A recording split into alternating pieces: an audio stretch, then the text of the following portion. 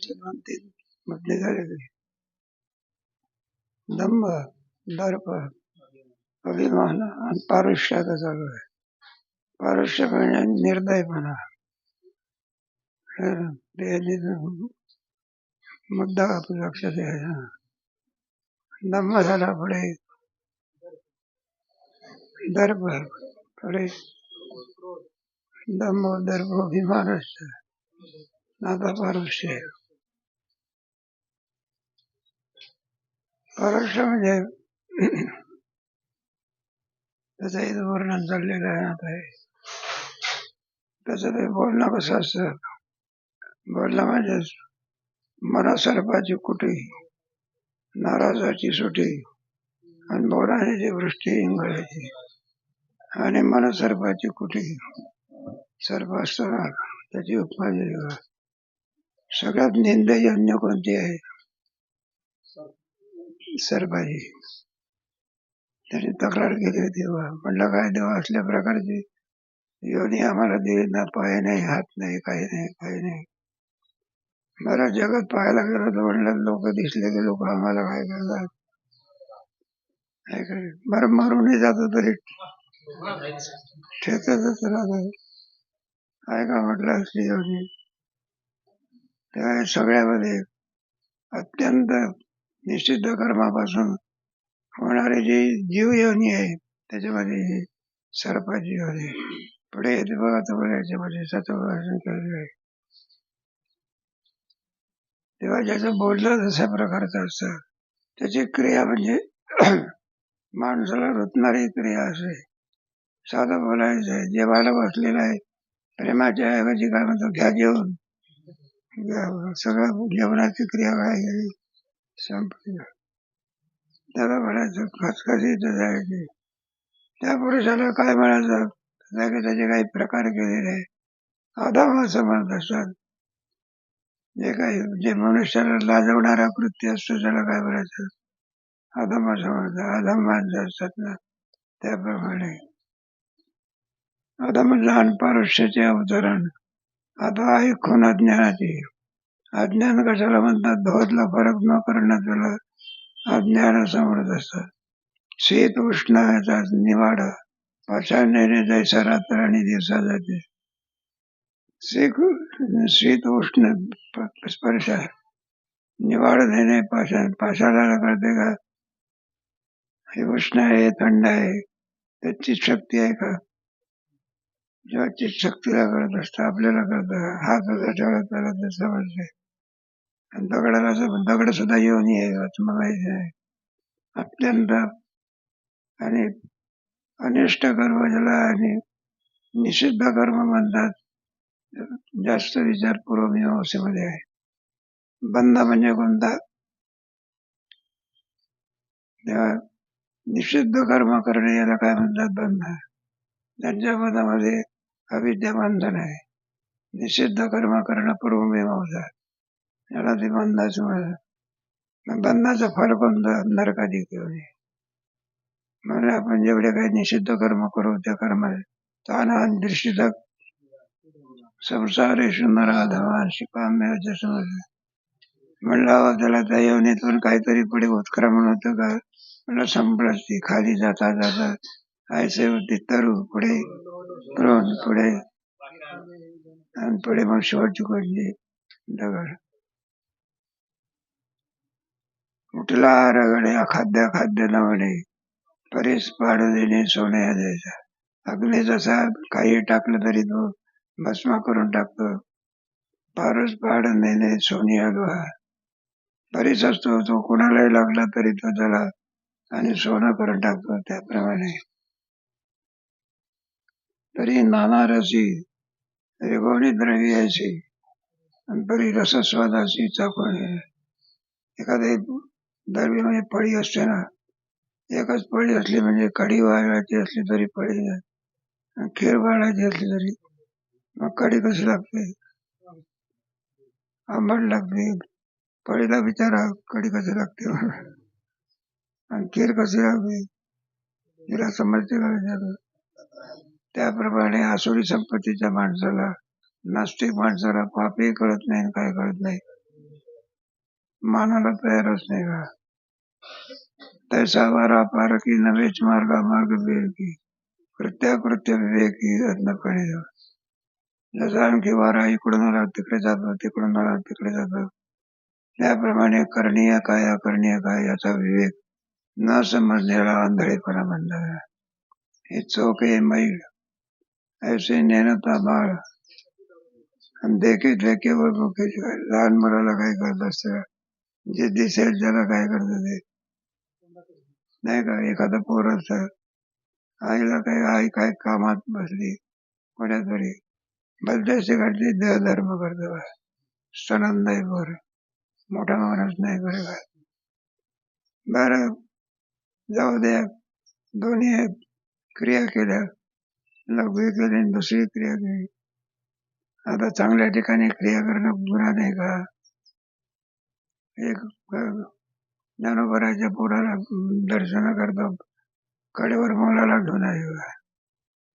दर्शन झाल्यानंतर पोराला कुठे ठेवलं, समाधीच्या जवळ. त्याला काय समजते समाधी आहे, दोन्ही धर्म.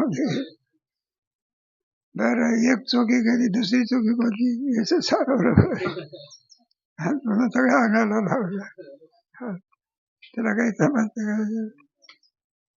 दृष्टांत बिळवी चोख आणि मळी असे नेणोनिया बाळ आणि मग लेखे ते केवळ कुठे काही मकेची काही, त्याला काही समजत नाही. पाप पुण्याची खिचडी करून खाता बुद्धीचेष्टे कडू मधुर न वाटे अशी दिशा. त्याचप्रमाणे ज्या आणि निवाडा न करता त्याच्यातला भेद ज्याला कळत नाही, असे साई दक्षाचे चिन्ह सांगितले नाही, ते नाम अज्ञान. या बोला नाही हा त्याला अज्ञान आहे. आणि हम साई दोषाची चिन्ह सांगितले, दंभ दर्प विभार क्रोध ज्ञान जापजात पार्थ संभ. हीच साई दोषांगी असुरी संपत्ती दाटवली, जैसे वीर तोष भुजंगी अंगसाने. तेव्हा हे किती आणखी घातक आहे. सर्पाचा दृष्टांत देऊन आणि हा सिद्धांत, सर्प लहान असो अथवा मोठा असो, मोठा चावला म्हणजे मनुष्य आणखी मरतो, आणि लहान चावला म्हणजे काय गुदगुल्या करत असतो. लहान असो का. हे पाहिजे पोरगा मारला होता, रात्रीच्या सायंकाळी कीर्तनात उभा होता, दुसऱ्या दिवशी त्याचं कीर्तन होतं, तिकडचं वराड करतो म्हणजे बोल, आणि त्याला साप झाला. काही वीज भरत होता किती, त्याला वाटलं मोगी बिगी चावली असेल, बघायला बरेचसे दिसलं. व्यासपीठाने काय केलं, मारायला काय जायचं ते व्यासपीठ असताना तरी त्याला वाटलं काय वाटते, काही होत नाही, काही झेंडू यायला लागला. मग त्याला कळलं याच्याकडे जा त्याच्याकडे जा, लिंबाचा पाला काय वाटायला लागला. मग दवाखान्यामध्ये जायचं, सगळे दुपारी रात्रीची वेळ 2-2:30 वाजताची. चालला ते 20 चढ मॅगझिन पर्यंत लांब गेलं, असं शेवटचं सोडून द्या. शेवटी डॉक्टरांनी सांगितलं जहाल विष असलं पाहिजे. ते म्हणलं काही नाही. पुढे त्याचं बोलणंच काय झालं, संपलं. दिसायला जरी लहान असला तरी पिलू कोणा जायचं.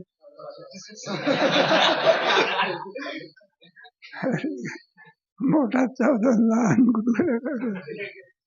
दोष म्हणजे दोष. दृष्टांत आला म्हणून सांगितलं.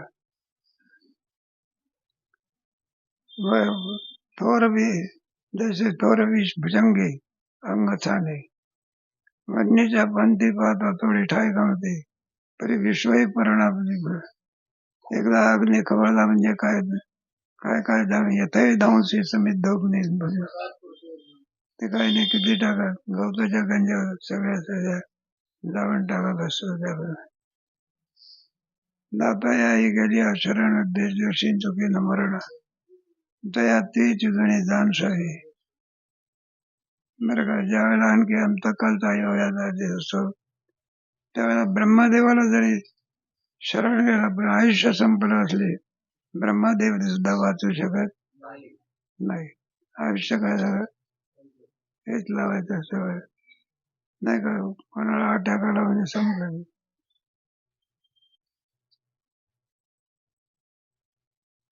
साई दोष संपूर्ण झाली याची उभारणी म्हणून या सूर्यवणी संपदा दिसायला जरी लहान असली तरी वेगाचा कर्म करण्यामध्ये किती हे आहे. ते लहानसाच बाम असते म्हणतात, मला काही माहिती नाही. इथं हे आले होते ना नरेंद्र मोदी तुकोबाराच्या याचं उद्घाटन करण्याकरता आहे. ते कोणालाच जाऊ देत नव्हते बरं कुठे. त्याच्यापर्यंत सोडून दे, पण जायच्या वेळेला असे लोक लांब बोलत होते. बरेच सगळे आमदार खासदार होते सगळे, तरी सुद्धा गाडीजवळ कोणी नाही. फक्त गाडीजवळ त्यांचेच म्हणजे माणूस. म्हटलं इतकंच संरक्षण कशा करतात. ते म्हटलं काही सांगता येत नाही. कोणाजवळ बॉम्ब असेल काही खिशात असतो एवढाच होता. सारा महाराष्ट्र संपवून टाकतो त्याला अटक बॉम्ब. कोण्या दुष्ट माणसाने काढला कोणाला असा बॉम्ब काढावा. असला बॉम्ब काय काढला. जिवंत माणसाला मारणारा बाम काय उपयोगाचा आहे. मेलेल्या माणसाला जिवंत करणारा बाम.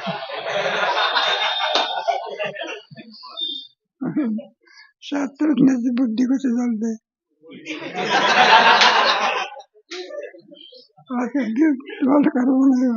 भिल्ल्यानं काय कोणाच्या माणसामध्ये दृष्टबुद्धी झाली. कोरोना काय होता तर दृष्टबुद्धी झाली. हवेमध्ये विष सोडलं होतं कशात. मग त्याचे किती परिणाम काय आहेत. दुष्ट माणसाला बुद्धी झाली. थोडासा जरी आणखी विष जर टाकलं तर उजनी धरणाचं पाणी सारखं आहे. विषामध्ये शक्ती आहे. चांगल्या ह्याच्यामध्ये नाही का. तेव्हा इतकं जरी दूध असलं त्याच्यात थोडं जरी राखेल पडलं तर ते दुधाला दूध ठेवते का राखेल करू लागते. दुष्टाचा परिणाम होता. इतकं मोठं राखेल आहे त्याच्यात थोडा तूप पडलं तरी ते राखेल तूप होते का. दुष्ट माणसाला किती समजा त्याचा काही परिणाम होत जाऊ दे. विषांतर होते. एक एक एक एक दृष्टांत चाललेला आहे. कुरग्रहाची मांदी मिळे एकेची राशी येथे निंदकापाशी असेच पाहावे. क्रूर ग्रह जे असतात त्याचे एका ठिकाणी झाल्याची शांती करावी लागत असते. आणि नसून दोष जर लावत असेल तर निंदक मनुष्य त्याला अशेष पावे म्हणजे येथे निंदकापाशी अशेष पावे. दोन वर्ग असतात ना. दोन्ही एक स्तुती करणारा वर्ग असतो, एक कोणता असतो निंदक. किती चांगला असू द्या त्याला चांगलं दिसतच नाही. सगळे निंदाच दिसते नाही का. ते गोष्ट माहिती आहे तुम्हाला. ते दुर्योधन आणि धर्मराज होते. त्या दुर्योधनाला सांगितलं म्हणलं जा एक चांगला मनुष्य काय कर घेऊन येत प्रतिष्ठित. तर त्या सभेमध्ये बघायला लागला हा असा तो तसा तो तसा. एकही चांगला दिसेना आला. द्रोणाचार्याला म्हणायला लागला मला एकही चांगला माणूस नाही. चांगला आणायचा कुठून. अरे धर्माचार्याला सांगितलं म्हणलं वाईट माणूस नव्हे. धर्मराजाला वाईट माणसं दिसत होते का सगळे चांगले. धर्मराजाने म्हणले ते वाईट माणूसच नाही तर आणायचं कुठं. जशी ज्याची दृष्टी असेल. चांगल्या माणसाने सुद्धा काय लावतात दोष लावत असतात. याचा परिणाम पापामध्ये होतो. येथे निंदिकापक्षी असेच पापे. मरणाचे अंग पडिगाती रोग काको मूर्ती दुर्योग एक पटते. एकदा मरण आलं म्हणजे कोणते रोग त्यावेळेला उत्पन्न होईल काही सांगता येत नाही. निमित्त असतं काय असतं. आयुष्य संपून जातं. काहीतरी निमित्त पाहिजे ना. ते खाते वाटप केलं ना तेव्हा यमाकडे लोक नेण्याचं खातं दिलं. दिल्लीच्या विधानसभेत खाती वाटप असते ना, त्याच्यामध्ये मग यमाच्या पाठीमागे कोणतं काम दिलं माणसाला न्यायला, त्यावर यम रागवला ब्रह्मदेवावर. म्हणलं लोकांना जे आवडत नाही ते काम माझ्याकडे ते सगळं. मरण कुठं आवडते का लोकांना, आणि ते मला देता का म्हणलं तुम्ही. मग म्हटलं असलं काम द्यायचं नाही. एखादा रामायणाचा सिनेमा असला, एखाद्या माणसाला रावणाचं पार्ट देतात, कोणाला तो रागवतो. म्हणलं असलं पाठवून द्यायचं काय, मग कोणतं पार्ट दिलं पाहिजे. म्हणलं लोक रावण सीतेला चोरून नेत असतो, त्यावेळेला एका माणसाला ते नाटक पाहत असतं, इतका राग आला बा. चप्पलच काढली ना, पडदाच फाटून गेला. असलं फार मग सांगितलं की म्हणलं होतं ते काळजी करू नको, तुझ्यावरती अपवाद येणार नाही. अगोदर रोग पाठवू, काय पाठवू. म्हणला कोणी कशाने मिळाला, हार्ट अटॅकने मिळाला. वाचतं की यमाच घेऊन जात असतो. कोण जातो, नाही त्या यमाची चालू.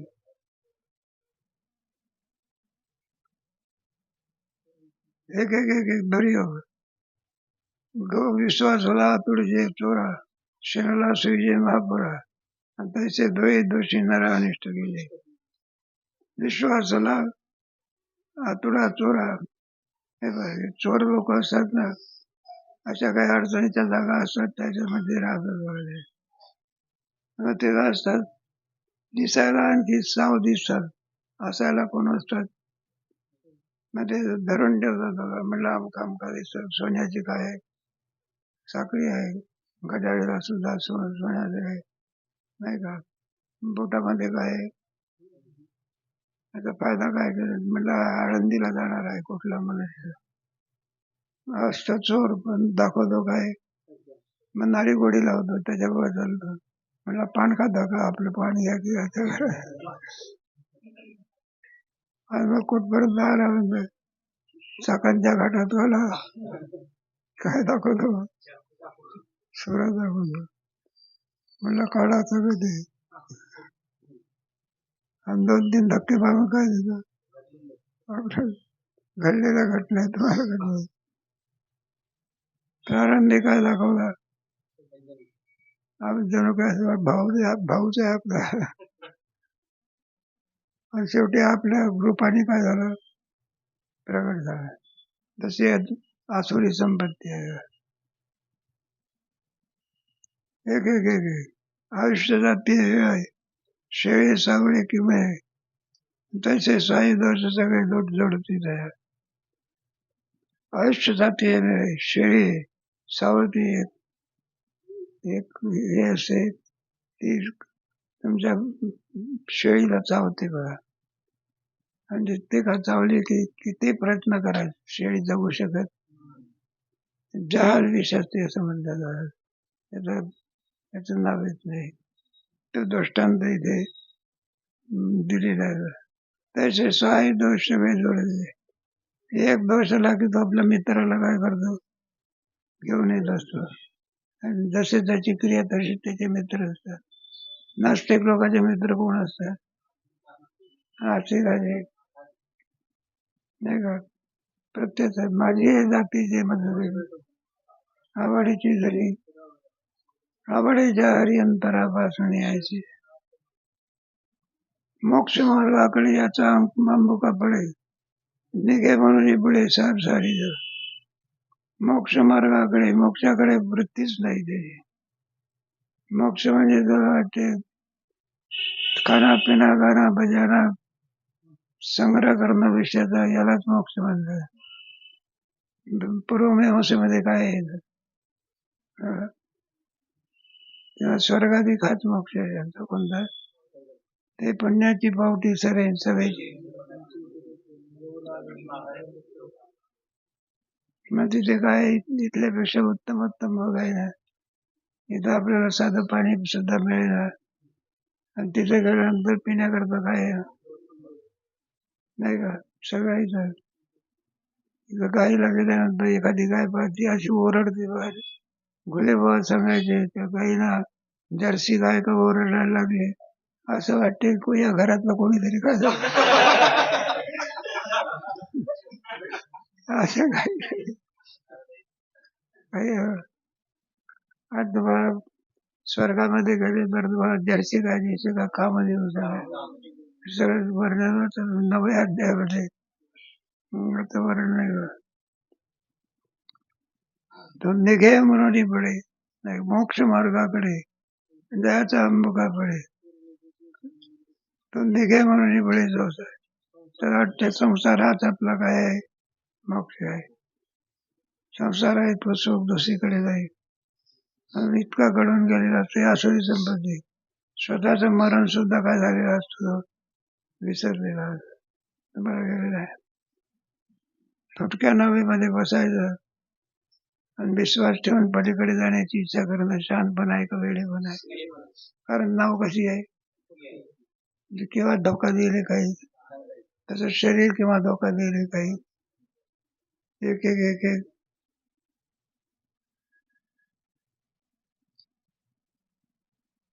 निषेधामध्ये रमवणारी जी हे असते तर तिला आसुरी संपत्ती आणलं. भीतच नाही कशात. चोराचा आनंद कशामध्ये नाही का, एका क्षणामध्ये 5,000चं पाकिट मारलं नाही या आनंदाची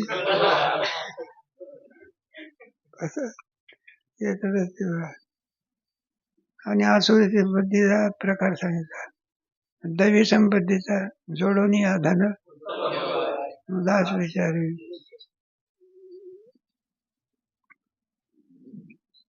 हे असो त्याच्या ठाईन साई दोषी आसुरी संपत्ती पायी वाढवी. ही एकदा विहायला कमी होत नसली, वाढतच राहत असते. अशी दोन्ही संपत्ती प्रसिद्धाच्याने सांगितली याची. अशा आम्ही दोन्ही संपत्ती सांगितल्या. संपत्ती म्हणजे धन नव्हे, खरे हे धन आहे नाही का. एखादा गरीब जरी असेल पण दैवी संपत्ती असेल तर जग मानत असते. कोण मानते. आसुरी संपत्ती असेल किती मोठा असू दे त्याची काय होत असते, निंदा होत असते लोकांच्या. म्हणलं आहे की म्हणलं त्याने धनवान झाला, म्हणलं चोरी करून तर धन लागली. दैवी संपत्ती आणि असुरी संपत्ती. अधमा योनियाच्या पावटी उतरत होतो किरटी, स्थावराही तरवाटी बसणे घे. अधमा योनीच्या, अधमा योनी म्हणजे मनुष्य देह केलीच बरोबर ती देह मिळाली तरी ते अधमा योनी. ते 14व्या अध्यायामध्ये अधिक विषय आणखी आलेले आहे. सत्वम रजस्तमी गुडाईचा परिकृत संभव निबद्धंतु महाभाव तत्र सत्वम निर्मलत्वात सुखसंगेन मधुरा तेजस. मनुष्य देह योनी निवड जाते आसुरी संपत्तीच्या मुळे. खाली उतरत ऐसे होती तरु पुढे लोह पुढे अशा इतक्या आणखी दुष्ट योनीला पाठवण्याची शक्ती आहे. सावराई तळी तळवटी बैसरी घेते असं इतकी अधमयोनी प्राप्त होत असते. मनुष्य देहातून इतका काल येत असतो. अशी या दोन्ही प्रसिद्ध संपत्ती प्रसिद्धांनी सांगितली याची अशा रीतीने आम्ही या संपत्ती तुला काय केल्या सांगितल्या. वेगवेगळ्या चिन्हाने आणखी तुला वर्णन करून सांगितलेलं आहे. तेव्हा कोणती संपत्ती ग्राह्य आहे, कोणती अग्राह्य आहे. दैवी संपत हे मोक्ष आहे. निबंध आहे आसुरी मत. आसुरी संपत्ती बंधनाला कारण. मासुच्याच संपत्ती अर्जुनाला असं वाटेल म्हणलं आपण काय दैवी संपत्तीत हो का आसुरी संपत्तीत हो. अर्जुनाला भ्रम होईल ना, आपल्या ठिकाणी कोणती संपत्ती आहे, दैवी आहे का आसुरी आहे. म्हणलं अर्जुना घाबरायचं काम नाही, तुझ्या ठिकाणी दैवी संपत्ती आहे. मासुच्या संपदा दैवी. निराश होण्याचं काय नाही. का बरं अभिजात वसी पांडव तो कोणत्या संपत्तीत जन्माला आलेला आहे?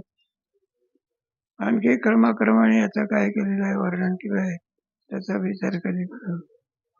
नमस्ते.